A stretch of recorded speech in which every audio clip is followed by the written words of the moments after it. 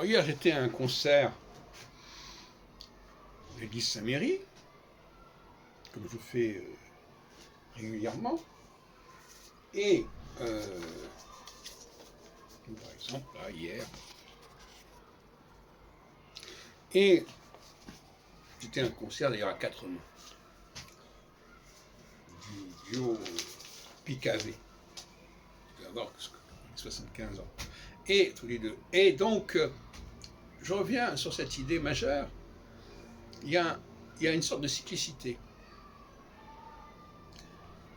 Le véritable créateur de musique, il part de ses mains, de son corps, et il va aboutir à une partition. Mais l'instrumentiste, lui, il part de la partition et il met ses mains au service de la partition. C'est-à-dire que le rôle des mains n'est pas du tout le même chez celui qui improvise et chez celui qui exécute.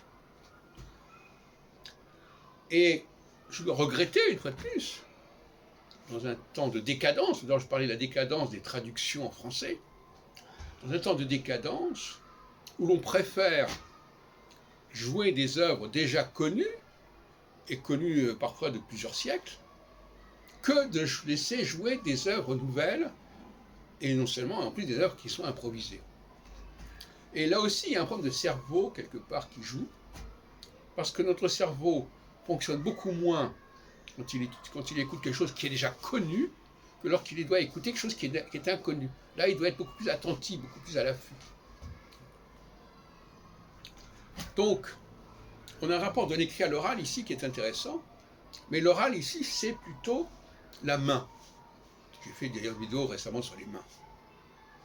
La main qui est l'instrument même de l'improvisation. Ce sont les mains qui nous guident, c'est les mains qui parlent, c'est les mains qui s'expriment. Et d'ailleurs, les gens n'utilisent pas suffisamment leurs mains à ce niveau-là. Le matin, quand on se réveille, eh bien, il faudrait faire des exercices avec ses mains. Et pas seulement comme ça, mais en tapant sur un livre ou sur un meuble. Je sais pas. Il faut que les mains bougent. Il faut les faire parler. Il faut laisser les mains s'exprimer. Voilà. Et on ne laisse pas assez nos mains s'exprimer.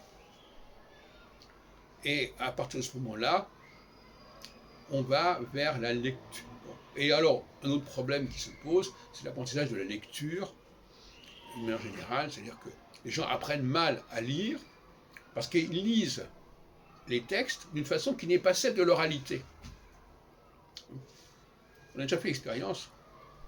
Quand on demande à quelqu'un de lire un texte, il va le lire de certaine manière, et quand on voit comment il s'exprime, il parle une autre langue française, c'est étonnant.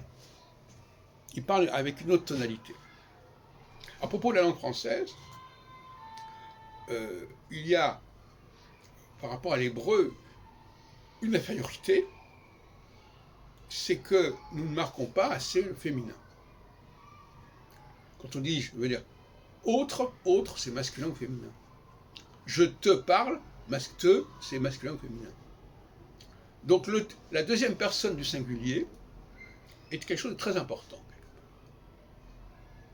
Parce que moi qui suis hébraïsant, qui ai appris l'hébreu comme assez jeune, eh bien, quelque part, je regrette, quand je parle français, de ne pas pouvoir indiquer le masculin et le féminin, quand je parle à quelqu'un. Et en français, d'ailleurs, c'est assez grave, parce que les Anglais, au moins, ils ont le his et le her. Donc, his cat, c'est le chat du monsieur.